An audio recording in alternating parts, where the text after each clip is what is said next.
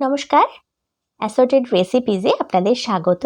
আজকে আমি খুব সহজ একটা ইনস্ট্যান্ট ইডলির রেসিপি নিয়ে চলে এসেছি, যেটা অত্যন্ত অল্প সময় তৈরি করে ফেলা যায় আর মাত্র 1 চামচ তেলে এটা তৈরি হয়। সুতরাং এটা অসম্ভব হেলদি আর সাথে টেস্টিও। এই ইডলিটা কিন্তু সুজি দিয়ে তৈরি হবে আর সাথে প্রচুর ভেজিটেবল। সুতরাং আজকের রেসিপিটি একটি পারফেক্ট ব্রেকফাস্ট রেসিপি, যেটা হেলদি এবং টেস্টি। তাহলে চলুন শুরু করা যাক। কি লাগবে এক ঝলক দেখিয়ে দিই। প্রথমে আমি 1 কাপ সুজি নিয়ে নিয়েছি। এর মধ্যে আমি ওই একই কাপে মেপে 3-4 কাপ টক দই দিয়ে দেব। দইটা একটু বেশি টক হলে ভালো হয়। এরপর আমি এর মধ্যে 2 টেবিলস্পুন বা 2 টেবিল চামচ জল দিয়ে খুব ভালো করে মিশিয়ে এই মিনিট 10 জন্য রেখে দেব, যাতে সুজিটা ওই টক দই আর জলটা অ্যাবজর্ব করে নিয়ে একটু ফুলে যায়। এবার আমি যে ভেজিটেবলগুলো নিয়ে নিয়েছি সেগুলো একটু দেখিয়ে দিই। আমি নিয়ে নিয়েছি কুচনো গাজর, বিনস, ফুলকপি আর 2-3টে কাঁচা লঙ্কা আর কুচনো পেঁয়াজ। একটা ফ্রাইং প্যানে আমি 1 টেবিলস্পুন সাদা তেল দিয়ে দিলাম। এবার তার মধ্যে ফোড়ন দিয়ে দেব। প্রথমেই 1 চা চামচ সর্ষে ফোড়নে দিয়ে দিলাম। এবার এর মধ্যে অল্প একটু কারি পাতা দিয়ে দিলাম। এবার 1 চা চামচ করে বিউলির ডাল আর ছোলার ডাল দুটোই দিয়ে দিলাম। এগুলো ভাজার পর ক্রিস্পি হয়ে যায়, তখন কিন্তু মুখে পড়লে বেশ ভালো লাগে। এবার এর মধ্যে এক এক করে সমস্ত কেটে রাখা সবজিগুলো দিয়ে দিলাম।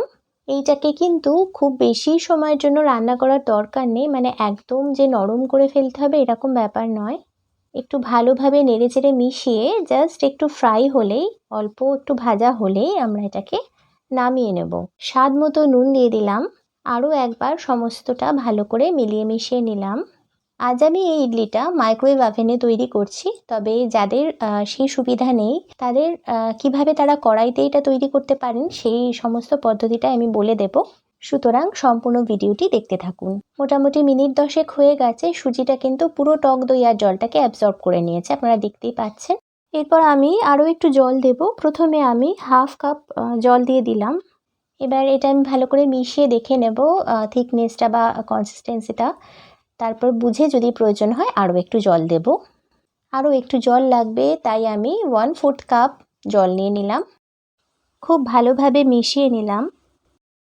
এবার এতে আমি স্বাদ মতো নুন দিয়ে দিলাম, তবে একটু বুঝে দেবেন, কারণ ওই সবজিগুলোর মধ্যেও নুন দেওয়া আছে। মিশিয়ে নিলাম। এরপর এর মধ্যে ওই ভেজে রাখা সবজিটা দিয়ে দেব। তারপর খুব ভালোভাবে এটাকে একদম মিশিয়ে নিতে হবে।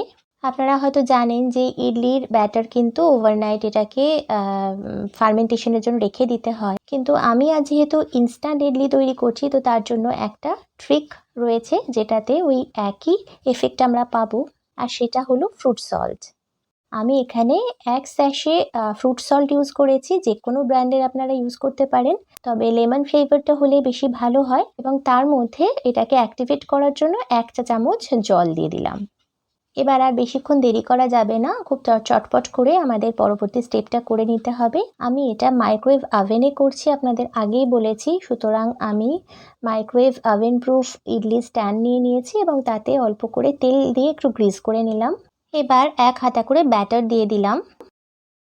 আমার কাছে এরকম 2টো ইডলি স্ট্যান্ড আছে, অর্থাৎ একসাথে আমি 8টা ইডলি তৈরি করতে পারবো।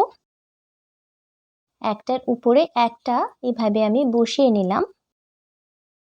আমার কাছে এরকম আরও মাইক্রো সেফ 2টো বোল আছে, তো সেইগুলোর মধ্যেও আমি একইভাবে গ্রিস করে নিলাম। নিয়ে ব্যাটার দিয়ে দিলাম, ইডলির ব্যাটারটা দিয়ে এটাকেও আমি রেডি করে নিলাম। মাইক্রোওয়েভের হাই পাওয়ারে 2 মিনিটের জন্য এটাকে দিয়ে দিতে হবে। ব্যাস, ইডলি কিন্তু একদম রেডি।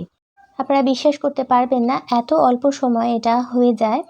তবে আপনারা বুঝবেন কি করে রেডি হয়েছে কিনা, এই কালারটা দেখবেন। কালারটা দেখেই বুঝতে পারছেন, একদম পিওর হোয়াইট থেকে একটুখানি অফ হোয়াইট কালার হয়ে গেছে। তো এই কালার চেঞ্জটা দেখে আপনারা বুঝতে পারবেন। তবে আমি এটাও বলে দিই, মাইক্রোওয়েভের উপর কিন্তু এই টাইমিংটা ডিপেন্ড করে, অর্থাৎ মাইক্রোওয়েভ টু মাইক্রোওয়েভ এটা ভ্যারি করতে পারে। তবে 2 মিনিট মিনিমাম আপনারা দেবেন, তারপরে সেটা দেখে নেবেন। যদি না হয় আরও 30 সেকেন্ডের জন্য বা 1 মিনিটের জন্য করে নেবেন এটা। আমি এগুলোকে এবার একটু ডিমোল্ড করে নিই, মানে বের করে নিয়ে দেখিয়ে দিচ্ছি আপনাদের। দেখুন, আপনারা দেখেই বুঝতে পারছেন একদম পারফেক্ট ইডলি কিন্তু তৈরি হয়ে গেছে। যদি আপনার কাছে মাইক্রোওয়েভ অ্যাভেলেবেল না থাকে তাহলে আপনারা এরকম একটা ডেকচি বা এরকম একটা কড়াইয়ের মধ্যে একটু জল দিয়ে তার উপরে একটা এরকম স্ট্যান্ড রেখে দেবেন। এবার জলটা একটু ফুটে গেলে মানে এই মিনিট 3-4 জন্য প্রিহিট করে নিতে হবে। এরপর ওই স্ট্যান্ডের উপরে একটা প্লেট রেখে, সেটা স্টিল বা অ্যালুমিনিয়াম যারই হোক, একটু ভারী একটা প্লেট রেখে তার উপরে ওই বাটিতে গ্রিজ করে তার মধ্যে ব্যাটার দিয়ে একটা ঢাকা দিয়ে বসিয়ে দিতে হবে।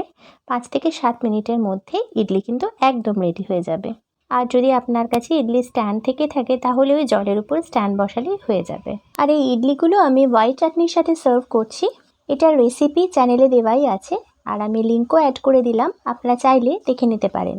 আমার চ্যানেলে কিন্তু আরও একটা সাউথ ইন্ডিয়ান ডিশ আপ্পামের রেসিপি দেওয়া আছে। আপনারা সবাই জানেন সাউথ ইন্ডিয়ান ডিশ কিন্তু অত্যন্ত হেলদি হয়, তো আপনারা চাইলে সেটা দেখে নিতে পারেন, লিঙ্ক আমি অ্যাড করে দিচ্ছি। এবার একটা ইডলি আমি আপনাদের একটু ভেঙে দেখিয়ে দিচ্ছি। আপনারা দেখেই বুঝতে পারছেন এটা কিন্তু ওয়েল কুকড।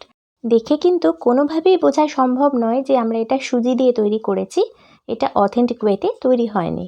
তাহলে আজ আপনারা দেখলেন যে কত সহজে একটা খুব সুন্দর আর চটজলদি ব্রেকফাস্ট তৈরি করে নেওয়া যায়, যেটা সকালের তাড়াহুড়োতে কিন্তু একটা ব্রেকফাস্টের খুব ভালো অপশন হতে পারে। আশা করি আজকের এই হেলদি অ্যান্ড টেস্টি রেসিপিটা আপনাদের ভালো লেগেছে। অনুরোধ করব একটা লাইক আর শেয়ার সহ চ্যানেলটিকে অবশ্য করে সাবস্ক্রাইব করে নেবেন। আজ এই পর্যন্তই। আগামী পর্বে আরও একটা নতুন রেসিপি নিয়ে আমি আবার হাজির হয়ে যাব। সবাই খুব ভালো থাকবেন আর সুস্থ থাকবেন।